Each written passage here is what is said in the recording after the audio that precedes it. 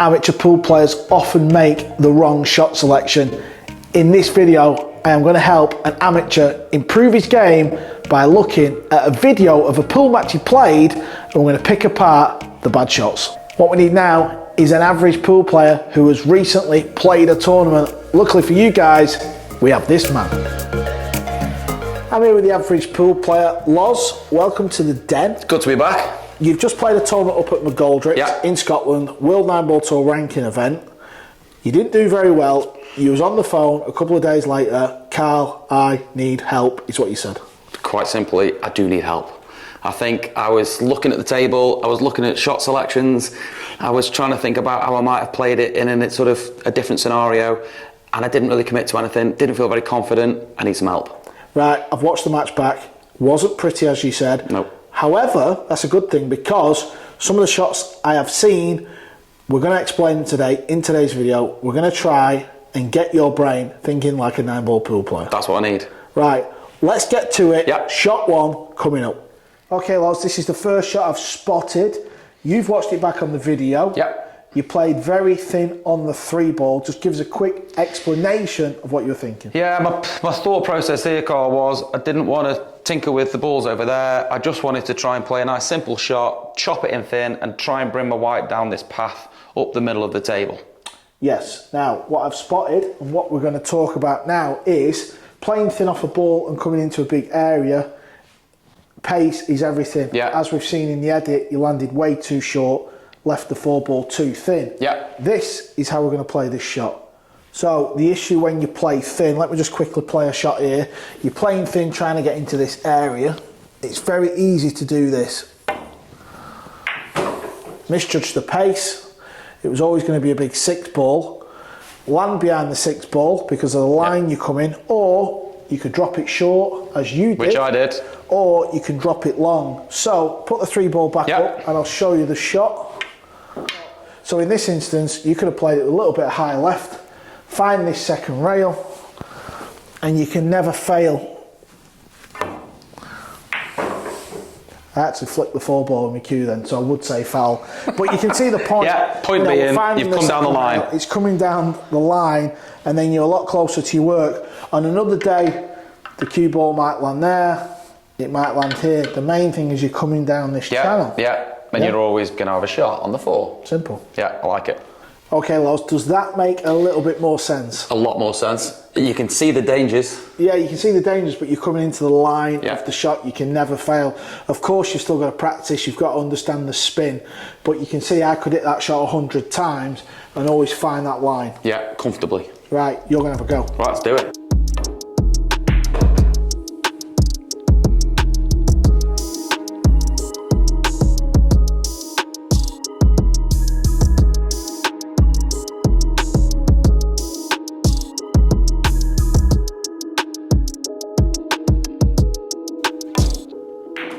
There you go, finds the second rail. That, Carl, is a much more appealing next shot than being here. Correct. Shot number 2, Loz, is a safety shot. Safety in 9-ball is everything. I agree. Very underrated. People think it's all about attacking, and it is obviously a very attacking sport, but safety gets you out of all kinds of problems. Now, you played this shot. Give us a quick rundown in what you was thinking. Well, my mindset here, Carl, was try and hide the cue ball, bottom end of the table, and try and get the snooker on him, basically. Try and hook him on the 1. That was my mindset. Yeah, so you're trying to get cue ball off here and down there. Yeah. So my thinking here, Carl, was play off edge of the 1 with a little bit of run inside, off the rail, and try and spin the white down onto that bottom rail. Yeah, you hit it too thin, hence the 1 come here and the cue ball hit the 8. So to get the cue ball down there, when you stood behind it, you're going to have to hit this 1 ball quite full. So when it hits here, it finds the right line. But the issue with that shot is the 1 ball's banking along this straight line, like where my cue is. Yeah. So even if you get a good cue ball, you don't really know where the 1 ball's going. Yeah. You may leave a gap in between the 4-8 as a pot. Yeah. You're not guaranteed. So as I'm looking behind this shot now, I feel like you've got to send the 1 ball down there. Yeah. Because as long as I find this line here, the 1 ball's going to go down near the 9. Yeah. And I think I'm going to play it with a little bit of left English. So because I can't hold the cue ball over here, I've got to hit this too thin. So the cue ball's moving. So the left English is going to check up and sort of come back towards the centre. And if you look at the blue, the 8 and the 4, hopefully they're blockers. But the key to this shot is make sure you get a good yellow one. You're going to have a go in a minute. Sounds good. Let me have a go first.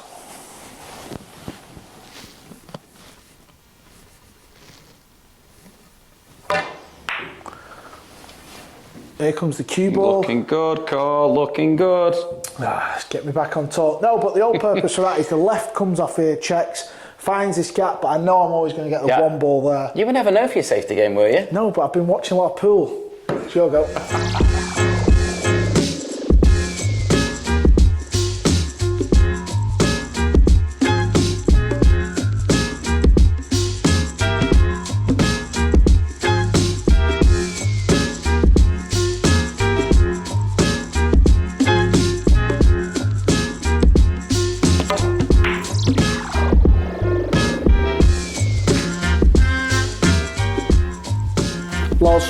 Shot number 3 was this layout. Obviously we've put the balls pretty much where we think we can looking at the video.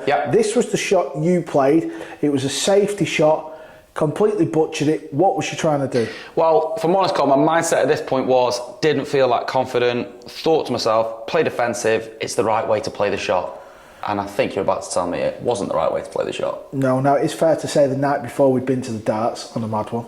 We had a really mad one. Then you drove from Blackpool to Scotland, got there in the nick of time to play your match after about 4 hours sleep. Yeah. That does affect your game, mate. Yeah, it also affects your confidence and your nerves. Right.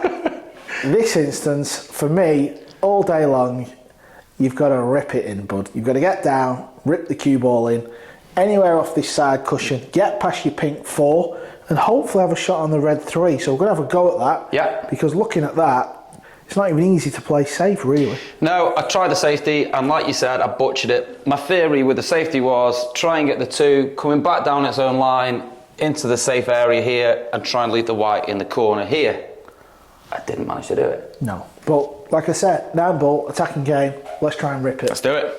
Okay. Obviously, it's always quite difficult to set the balls up exactly, but when you're talking millimetres in a shot like this, it kind of doesn't matter because it's still playing the shot correct. So as we've said, you chose to play safe when we've got, I'm not saying it's an easy pot, but it's in the middle of the table. Yeah. Now the idea is we've just got to try and rip it onto this angle. If you could play with a little bit of bottom right, that would be lovely, but that's obviously making the pot a little bit more difficult. Yeah. And it's all about just getting back down here. Sometimes you might kiss the 4. It's just making sure you get a good cue ball, just rip it in, but it's not easy. So I'm going to go first, and then we'll see what you've got, pal. Challenge accepted. I'm actually dreading it now.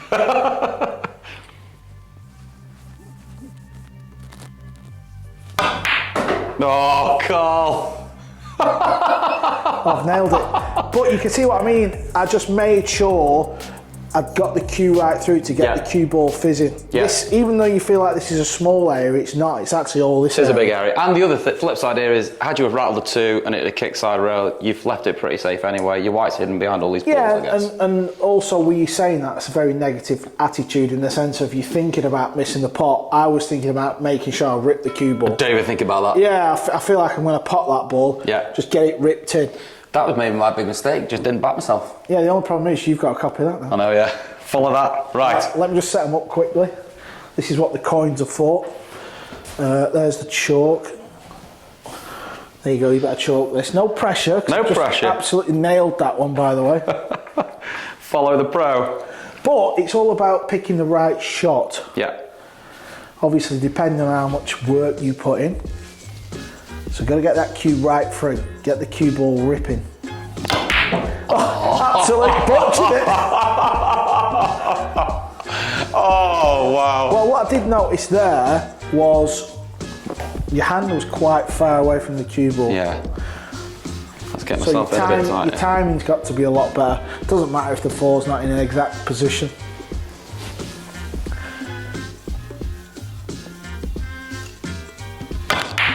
There we go. There we go. It was a lot more. I think I was a bit nervous on the first No, attempt. but you see what I mean? It's just getting past there. Some days you'll land there, it might bounce it. Yeah, but I still got a shot on the 3. Yes, and I didn't butcher the 2 like I did on my first attempt. No, but you can see the big difference. Yeah, 100%. Loz, shot number 4. Tell us what you was thinking, what you was playing here.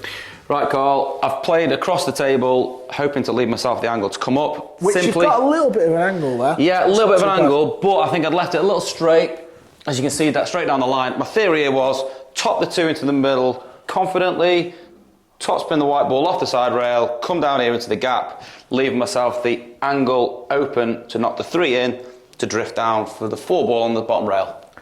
Now, the issue with that is to try and pop the ball, come off the cushion, find the gap and leave the angle.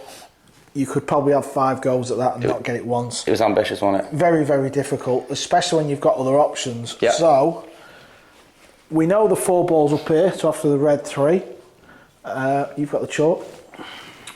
You've got a nice angle. There's actually a couple of options here. Yeah. Option 1, play like a little bit of a delayed topspin just to widen the angle a bit. So when you pot it, rather than the cue ball hitting here, it's a little bit lower. But anywhere over here means you're going to have a thin cut on the 3. But the beauty of that, even though the pot might be a little bit more difficult, you're guaranteed position. Yeah, you haven't got it down to the white ball. The white ball's naturally coming down, isn't it? The other one, you could slightly jack up and just stun the white here.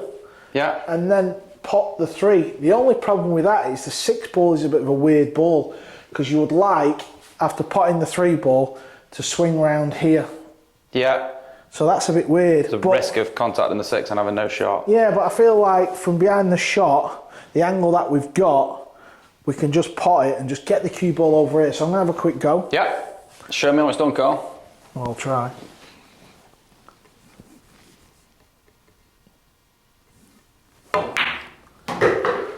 Yeah, so I've just played it a little bit delayed. Nicely done. Yeah, and then you got a nice angle. But anyway, even if it lands here, it's all about making sure you got that nice angle. Right, option 2, we spoke about jacking it in and leaving the cue ball here. So for instance, let's just say I get up and I stun the ball in.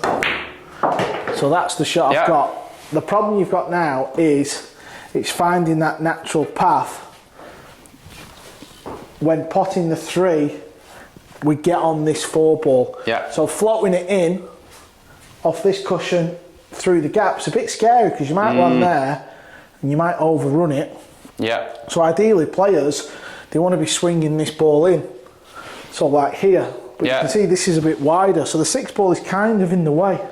That's why I think the shot just topping it through is definitely the shot. Yeah.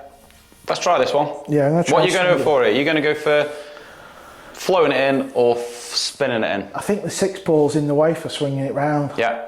I feel like it's coming here. But I don't like floating it either because of the pace. See what I mean with the pace? I'm just losing the cue ball. Yeah, and now you're too straight for the... Yeah, I just didn't really like it. The 6 ball was a big ball, I feel there. But previous shot, you had a little angle. Even if it was just off straight and you could only get the cue ball here. Yeah. It's still definitely... I agree, I also like how easy just topping that ball in rather than jacking up on a ball off the rail and potentially missing the shot into the middle. Now remember, anywhere around here is going to leave you this pot on the 3. So nothing silly, just top the ball in. Yeah, simple. Perfect. Yeah. And it was a bit more delayed. Like yours, you sort of got the cue ball running through a lot quicker. Yeah. That's why it found that angle. That was a lot easier than the shot I played.